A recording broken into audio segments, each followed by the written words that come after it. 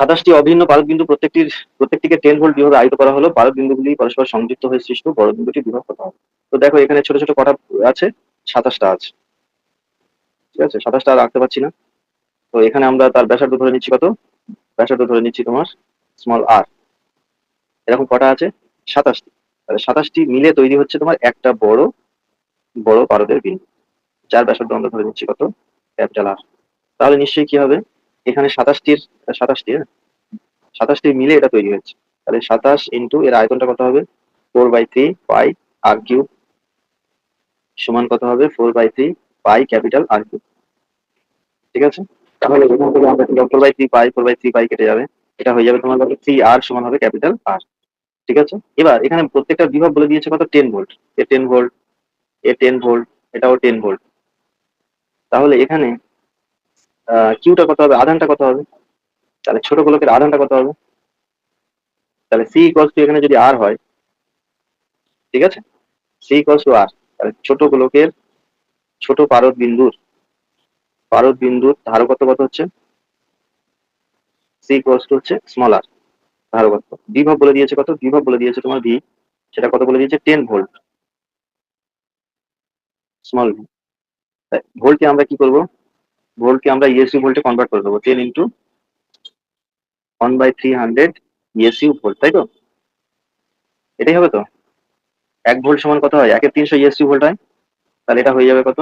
তাহলে ভিটা হয়ে যাবে তোমার 1/30 ইএসইউ ভোল্ট।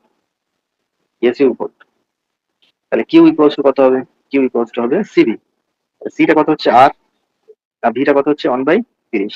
তাহলে এত কি হবে? স্টার্ট ল। ঠিক আছে, এবার বড় পারদ বিন্দুর ধারকত্বটা কত হবে? বড় পারদ বিন্দুর ধারকত্বটা কত হবে? সেটা কত হবে? বড় পারদ বিন্দুর ধারকত্বটা সেটা হবে সি। সি ইকুয়ালস টু হবে ক্যাপিটাল আর। আর ক্যাপিটাল আর মানে আমরা কত লিখবো? ক্যাপিটাল আর ইকুয়ালস লিখবো 3r। আর কিউটা কত হবে? Capital Q. 27টা পারদ বিন্দু মিলে যুক্ত হয়েছে, তাহলে 27 কিউ হবে। তার মানে কত হয়ে যাবে? 27 into r/30।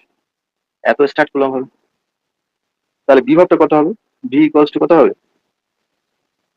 V equals to হবে তোমার কিউ/সি। তো এটা বড় পারদ বিন্দুর ধারকত্বটা হবে ভি ইকুয়ালস টু কিউ/সি। তাহলে কিউটা হবে তোমার কত? 27r/30। আর সিটা হচ্ছে কত? 3r। তার মানে কত হবে? 27/90। এত কি হবে? এত স্টার্ট ভোল্ট হবে, এই সরি ইএসইউ ভোল্ট হবে। আর এই ইএসইউ ভোল্টকে যদি আমরা ভোল্টে কনভার্ট করতে চাই, তাহলে কত দিয়ে গুণ করতে হবে? 300 দিয়ে গুণ করতে হবে। তাহলে 27/90 ইন্টু 300 করে দিলে এটা হয়ে যাবে তোমার ভোল্ট। ভোল্ট হয়ে যাবে। তাহলে শূন্য শূন্য কেটে গেল, 10, 3, আর এটা হবে 3×9 = 27। তার মানে কত হবে? 90 ভোল্ট হবে। এটাই হবে অ্যান্সার। তাহলে এটা কত হবে? 27টি অভিন্ন পারদ বিন্দু প্রত্যেকটি 10 ভোল্ট বিভব হলে তারা যুক্ত হয়ে একটা বড় পারদ বিন্দু তৈরি করলে তাদের বিভবটা কত হবে? 90 ভোল্ট হবে। 90 ভোল্ট।